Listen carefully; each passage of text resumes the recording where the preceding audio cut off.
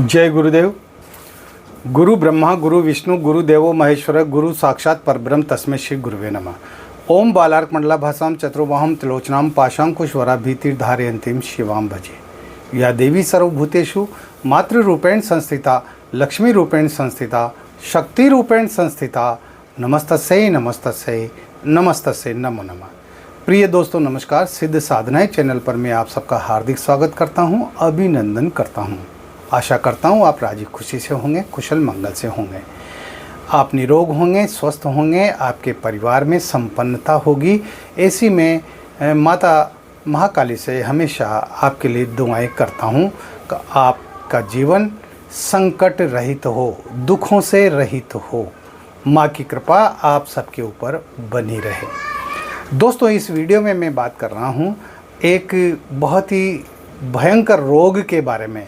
एक ऐसा रोग जो हो जाता है तो वो बहुत तकलीफ़ देता है, बहुत परेशानी आती है और उसका जो इलाज है वह सिर्फ ऑपरेशन ही होता है। आयुर्वेद में है दवाइयाँ, होम्योपैथी में भी दवाइयाँ हैं, लेकिन उनमें समय लगता है और एलोपैथी में तुरंत ऑपरेशन करके और इस बीमारी को ख़त्म कर दिया जाता है। इस बीमारी का नाम है पथरी की बीमारी यानी स्टोन की बीमारी। तो ये बहुत ख़राब बीमारी होती है और जब ये हो जाती है तो बहुत तकलीफ़ होती है। इसका तंत्र प्रयोग के द्वारा इस बीमारी को कैसे ठीक किया जाता है वो मैं आपको बताऊंगा। ये बहुत ही कारगर उपाय है, आजमाया हुआ उपाय है। तो वीडियो बहुत खास होने जा रहा है, पूरा देखें, स्किप ना करें। चैनल पर नए हो तो चैनल को सब्सक्राइब करें, लाइक करें, अपने दोस्तों में ज़्यादा से ज़्यादा शेयर करें ताकि हर व्यक्ति हमारे इन प्रयोगों का लाभ उठा सके। बेल आइकन को प्रेस करके ऑल पर क्लिक करने से आपको हमारे वीडियो का नोटिफिकेशन तुरंत प्राप्त हो जाएगा। इसके साथ ही आप ज्वाइन का बटन दबाकर हमारे चैनल के सदस्य बन सकते हैं, इसकी मेंबरशिप ले सकते हैं। दोस्तों हमारा जो ये शरीर है ये विभिन्न प्रकार की व्याधियों से ग्रसित होता रहता है और पीड़ित होता रहता है। हमारे शरीर में कई तरह की बीमारियां आती हैं जाती हैं और कुछ बीमारियां तो ऐसी होती हैं जो मौसमी होती हैं। वो मौसमी बीमारियां आती हैं और थोड़ा सा इलाज करवाने के बाद में वो वापस चली भी जाती हैं। जैसे जब मौसम बदलता है तो जुकाम वगैरह हो जाता है, सर्दी जुकाम हो जाता है तो थोड़े दिन 8-15 दिन रहता है और बाकी जो है दवाइयाँ लेने पर वो ठीक हो जाता है ना। तो एक तो ये खांसी है ना, और भी इस तरह की कोई छोटी मोटी बीमारियां हैं, हाथ पैर दर्द हैं, ये चलते रहते हैं और ये ठीक होते रहते हैं। लेकिन कुछ बीमारियां बड़ी होती हैं, गंभीर बीमारियां होती है जो अगर हो जाती हैं तो फिर उनका इलाज भी वो महंगा पड़ता है।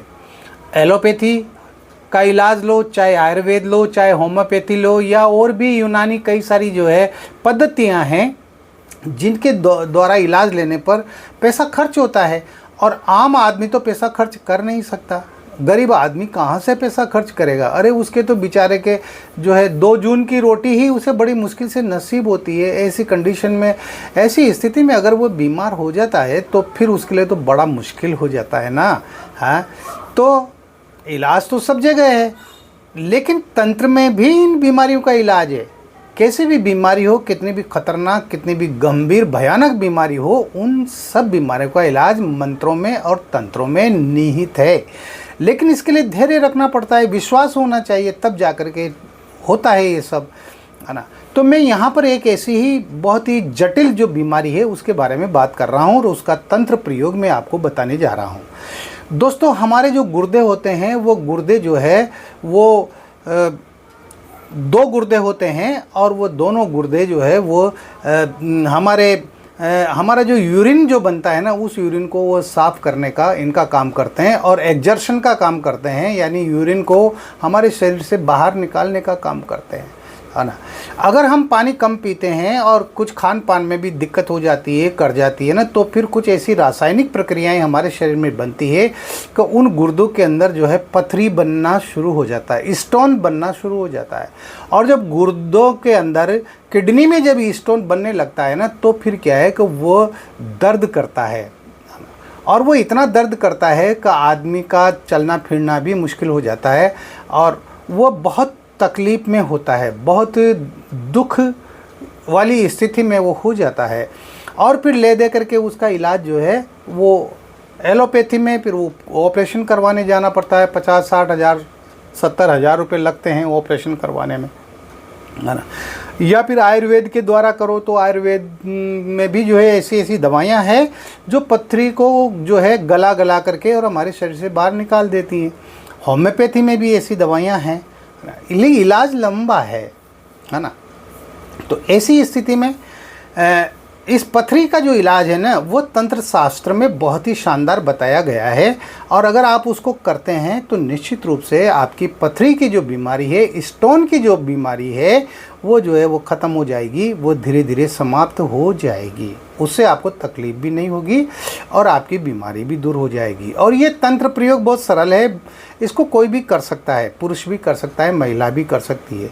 क्योंकि पथरी तो स्टोन तो महिलाओं के गुर्दों में भी बनती है, पुरुषों के में भी बनती है, किसी के में भी बन जाती है, तो है ना।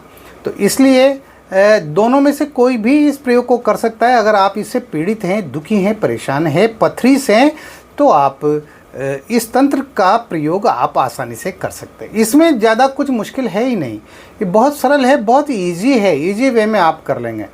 जैसे आपने नाम सुना होगा घोड़े की नाल। घोड़े के खुरों के नीचे नाल लगाई जाती है लोहे की, ताकि घोड़े के खुर जो है वो घिसने से बचे, है ना। उसी तरह से जो भैंसे होते हैं ना, उस भैंसे के खुर में भी नाल लगाई जाती है ना। हमारे इस देश के अंदर पहले बैलों से खेती करते थे, लेकिन बहुत सारे इलाके ऐसे हैं जहाँ पर भैंसों को भी जो है खेत में हल में जोता जाता है ना। हल में जोत करके उनसे भी खेती की जाती है। मैंने खुद ने अपनी आंखों से देखा है।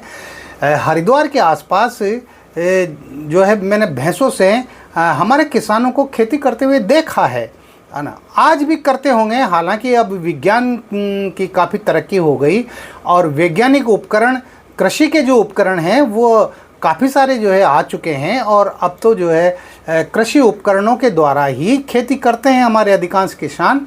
लेकिन जो गरीब स्थिति में है, जिनके पास में थोड़ी ज़मीन है, कम ज़मीन है, वो आज भी जो है कई जगहों पर बैलों का भी उपयोग करते हैं और भैंसों का भी उपयोग करते हैं। तो वो भैंसों के खुरों में भी लोहे की नाल लगाते हैं। हाँ, तो आपको वो नाल चाहिए, भैंसे के खुर की नाल वो चाहिए आपको, है ना। तो वो आप शनिवार को ले लें या मंगलवार को ले लें, किसी भी इन 2 दिनों में से किसी भी दिन ले लें। और इन्हीं 2 दिनों में से किसी भी दिन आप उसका जो आपका राइट हैंड है, दायां हाथ है, उस राइट हैंड की जो मध्यमा उंगली है, यानी बीच की उंगली, जैसे ये 5 उंगलियां होती है, तो ये जो बीच की उंगली होती है ना, सेंटर की, है ना, मध्यमा उंगली, इसको मिडिल फिंगर कहते हैं। इसके नाप की जो है, इसके नाप का छल्ला बना ले, है ना। उंगली में आराम से आसानी से आ जाए और साबुन वगैरह लगाओ हाथ में तो वो निकले भी नहीं, ऐसा आप छल्ला बना लें। ठीक है, छल्ला बनवा करके और आप उस छल्ले की सामान्य पूजा कर लें। उसको जो है पानी से, गंगा जल से स्नान करा लें, तिलक लगा दे, अक्षत चढ़ा दे, मोली चढ़ा दे, पुष्प चढ़ा दे और 2 अगरबत्ती लगा दे, अगरबत्ती की धूप दे दे उसको, बस। इसके अलावा कुछ नहीं करना है। और आप किसी भी शनिवार को, मंगलवार को ये प्रयोग कर सकते हैं। उसी दिन आप अपनी मध्यमा उंगली में यानी मिडिल फिंगर में आप उस छल्ले को पहन लें, बस कुछ नहीं करना, पहने रहें। जब तक वो छल्ला आपके उंगली में रहेगा ना, तब तक आपको पथरी की बीमारी होगी ही नहीं। और अगर पहले से ही ये बीमारी मौजूद है आपके शरीर में, तो वो धीरे धीरे वो ख़त्म हो जाएगी, आपको परेशानी नहीं देगी, है ना। ये बहुत ही बढ़िया तांत्रिक प्रयोग है, तांत्रिक उपाय है। मैंने मेरे कई साधकों को इसको बताया है और उन्होंने किया है और उनको सफलता मिली है। मेरा कहने का मतलब ये है कि ये आजमाया हुआ प्रयोग है। मैं जो भी प्रयोग बताता हूँ ना, वो आजमाए हुए ही बताता हूँ ज़्यादातर, है ना, अधिकांश 99%। तो इस वजह से जो है आपको इन पर शक नहीं करना चाहिए। और फिर तंत्र, मंत्र, यंत्र और साधनाओं, सिद्धियों का क्षेत्र ऐसा क्षेत्र है, इसमें अगर आपका विश्वास नहीं है, आपकी श्रद्धा नहीं है, आपका समर्पण नहीं है अपने गुरु के प्रति, मंत्रों, यंत्रों, तंत्रों के प्रति, तो आप सफल हो ही नहीं सकते। आप कितनी भी कोशिश कर लेना, लाख मंत्र जप कर लो, लाखों मंत्र जप कर लो, करोड़ों में मंत्र जप कर लो, कुछ नहीं होने वाला। ये केवल श्रद्धा विश्वास से ही ये काम करते हैं। इसलिए आपने अगर गुरु बना रखा है तो आप अपने गुरु मंत्र का पूर्ण निष्ठा के साथ में उसका जप करें। नहीं बनाया है तो बनाना चाहिए, क्योंकि गुरु के बिना गति नहीं होती है। गुरु ही तो होता है जो आपको सद्मार्ग दिखाता है, अच्छा मार्ग दिखाता है, आपकी ज़िंदगी को वह सही रास्ते पर चलाता है, आपको वह ईश्वर से मिलाने का प्रयास करता है। हाँ, गुरु के बिना ईश्वर की प्राप्ति होती ही नहीं है ना। तो इस वजह से जो है गुरु को गुरु ब्रह्मा गुरु विष्णु गुरु देवो महेश्वर है, गुरु साक्षात परब्रह्म तस्मै श्री गुरुवे नमः, इसलिए गुरु को प्रथम नमस्कार किया है। तुलसीदास जी ने भी रामचरितमानस लिखा ना, तो उन्होंने भी सबसे पहले गुरु की ही उपासना की है। बंदहूँ गुरुपद पदम परागा, सुरुचि सुवास सरस अनुरागा। देख लीजिएगा आप रामचरितमानस उठा करके, सबसे पहले यही जो है ना चौपाई है भगवान तुलसीदास जी की। भगवान है भाई, उन्होंने बहुत बड़ा ग्रंथ लिखा है ना, महाकवि कहलाते हैं वो। तो गुरु के बिना गति नहीं होती है, गुरु के बिना ज्ञान प्राप्त होता भी नहीं है। हाँ, कुछ छोटे मोटे जो तंत्र प्रयोग हैं, कुछ छोटे मोटे जो मंत्र हैं, वो आप कर सकते हैं सिद्ध, लेकिन अगर आप सही ढंग से अच्छे साधक बनना चाहते हैं तो अच्छा साधक बनने के लिए तो आपको गुरु की शरण में ही जाना पड़ेगा, गुरु के चरण पकड़ने ही पड़ेंगे और गुरु के प्रति अटूट श्रद्धा रखनी होगी। गुरु जो कहते हैं वही करो, है ना। गुरु से ज़्यादा सवाल भी नहीं किए जाते हैं, है ना। आप अपने दिमाग को ज़्यादा बोझा मत डालो अपने दिमाग के ऊपर, है ना। गुरु जी जैसा आपसे कहते हैं ना, बस उतना ही करो, है ना। ज़्यादा बढ़ाने की करने की कोशिश मत करो, वरना नुकसान होगा। तो इस तरह से जो है गुरु कृपा के बिना कुछ भी प्राप्त नहीं होता है। तो आप इस क्षेत्र में अगर जाना चाहते हैं तो आपको गुरु दीक्षा लेना चाहिए। जो भी आपको आपके मन को जो भी भाए, जो भी लगे आपके दिल और दिमाग को कम, मेरे तो गुरु यही होने चाहिए, आप उनसे ही गुरु दीक्षा लीजिए और गुरु मंत्रों का जाप कीजिए। गुरु मंत्र का जप करने से तमाम सारी सिद्धियां स्वतः ही प्राप्त हो जाती है। ये मेरा खुद का अनुभव है। हाँ, अरे कोई भी साधना मत करो, कोई भी मंत्र जप मत करो, केवल गुरु मंत्र का जप करो पूर्ण श्रद्धा के साथ में, लाखों की संख्या में, करोड़ों की संख्या में, और देखिए फिर आनंद ही आनंद है चारों तरफ से। जब गुरु की कृपा हो जाती है ना, गुरुदेव की कृपा हो जाती है, तो उससे बड़ी कृपा तो फिर किसी भी देवी देवता की होती ही नहीं है।